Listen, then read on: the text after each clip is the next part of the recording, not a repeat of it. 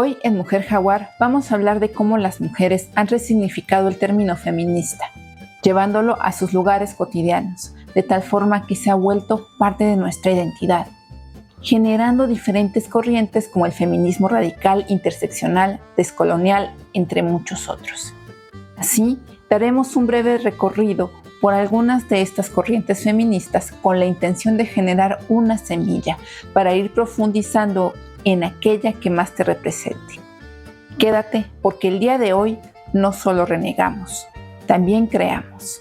Por las que no están, somos y seremos mujeres jaguar, listas para luchar. No hay hegemonía que nos pueda callar.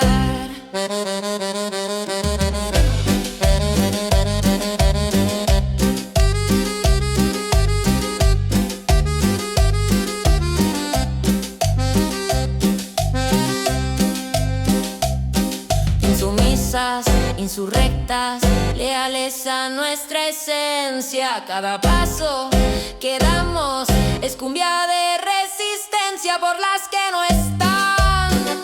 Somos y seremos mujeres jaguar, listas para luchar. No hay hegemonía que nos pueda callar.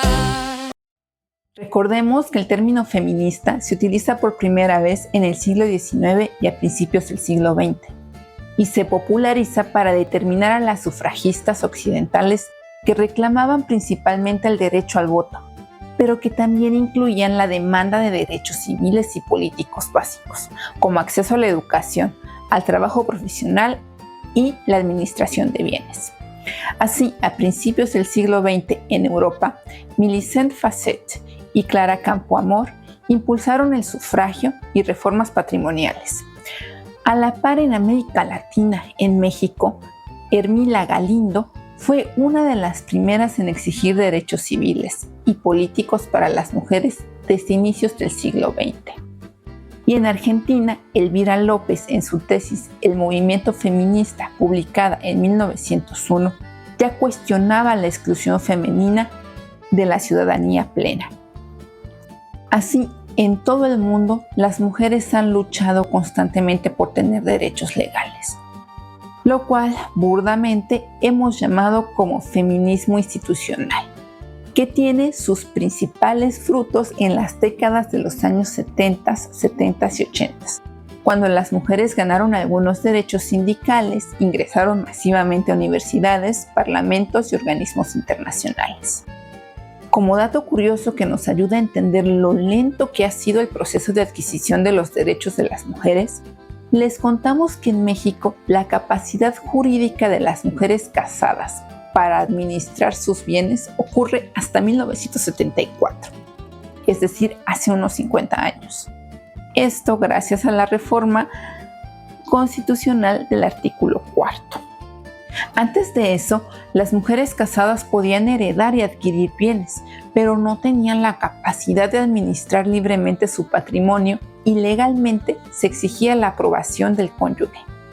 En el caso de las mujeres solteras, la situación era similar, pues para administrar su patrimonio solían quedar bajo la tutela de su padre, hermano o tutor masculino hasta cierta edad o hasta contraer matrimonio. Aunado a nuestra lenta adquisición de derechos, sabemos que desafortunadamente tener leyes no significa verlas reflejadas en nuestra vida cotidiana, lo cual deja claro que el feminismo institucional, si bien es un gran avance y una lucha necesaria, nunca es suficiente.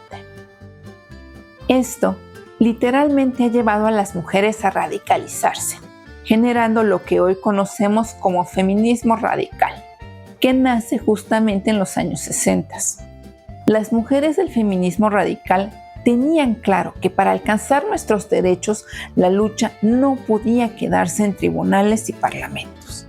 Había que desmantelar las estructuras patriarcales en todos los ámbitos de la vida: religión, cultura, ciencia, salud y política.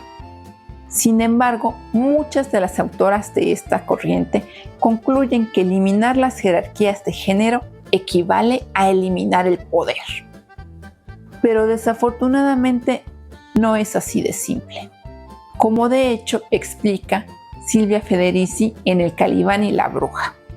Aunque desaparecieran las normas patriarcales explícitas, la desigualdad económica seguiría reproduciendo dominaciones indirectas.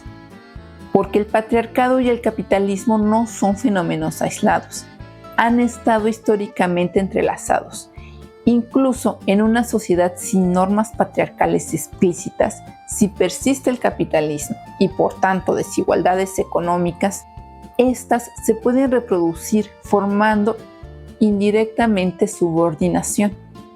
Además, el feminismo radical clásico, que proviene de hecho de mujeres occidentales burguesas, no fue capaz de incluir la realidad y crudeza en la que viven muchas mujeres, así como el amplio abanico de diversidad femenina. De esta forma, en los años 70 y 80 aparecen las mujeristas o womenins, movimiento fundado por Alice Walker. Las mujeristas reconocen las realidades de las mujeres racializadas, que han sido históricamente excluidas, incluso por el propio feminismo. El mujerismo lucha por romper el clasismo y brindar herramientas para expresar sus propias realidades y generar andamios de organización y empoderamiento para todas esas mujeres que habían sido ignoradas. Paralelamente en estas décadas aparece el feminismo interseccional. Mucho más pluralista, reconoce que no basta con hablar de género. Hay que incluir raza, clase social, orientación sexual, identidad de género y discapacidad. Y por supuesto, hay que reivindicar a las mujeres trans y otras identidades femeninas no hegemónicas. Mientras que en América Latina, con más de 400 años de colonización sistémica, nace el feminismo descolonial y el feminismo comunitario. Ambos parten de reconocer que nuestras sociedades siguen marcadas por el colonialismo y que nuestras luchas no pueden desligarse de esta historia. Retomando y actualizando ideas del feminismo materialista, que entiende al capitalismo como el andamio que alimenta y necesita de la opresión femenina y de los pueblos para sostenerse, el feminismo materialista se retoma como una herramienta que analiza los mecanismos y políticas actuales de colonización, despojo y explotación, para primero reconocerlos y después desarticularlos. Algunas activistas y teóricas imprescindibles del feminismo descolonial y comunitario y materialista son Verónica Gago, argentina intelectual activista en Ni Una Menos, de la cual recomendamos La Potencia Feminista o El Deseo de Cambiarlo Todo, publicado en 2019. Ella desarrolla un feminismo materialista ligado a las economías populares, el trabajo informal y las resistencias comunitarias. La propia Silvia Federici, que ya mencionamos anteriormente con El Calibán y la Bruja, pero que también elabora El Patriarcado y el Salario, publicado en 2018. Ella ha trabajado ampliamente con movimientos de mujeres en América Latina, articulando el feminismo y la crítica al capital. María Galindo de Bolivia es una activista fundadora de Mujeres Creando. Ella realiza una crítica radical del patriarcado y el colonialismo en Bolivia, desde una perspectiva materialista y libertaria. De ella recomendamos No se puede descolonizar sin despatriarcalizar, publicado en 2013. También queremos mencionar a Rita Segato. Es una antropóloga feminista que expone cómo la violencia patriarcal está articulada con las economías del extractivismo, el narcotráfico y el colonialismo. Publica Las estructuras elementales de la violencia en 2003 y La guerra contra las mujeres en 2016.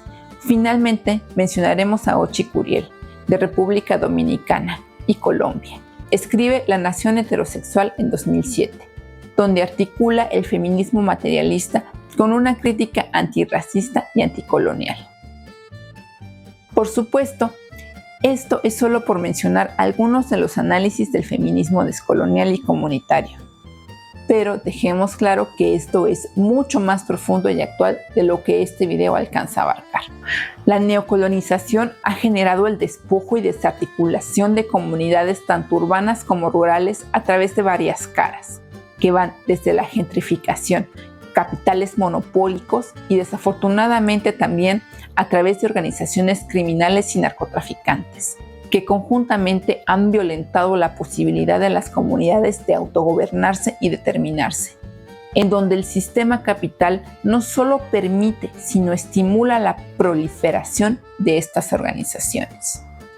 Ahora, es evidente que estas problemáticas nos atañen a todos y a todas, pero no olvidemos que el análisis teórico feminista, así como su lucha activa para descolonizar a las poblaciones, nos brinda un enfoque amplio y realista de lo que implica la neocolonización para todos y todas. Eso es todo por hoy. Te invito a suscribirte, comentar y compartir este video. Y sigamos hablando de esto, porque la lucha es feminista, anticolonial, comunitaria y materialista.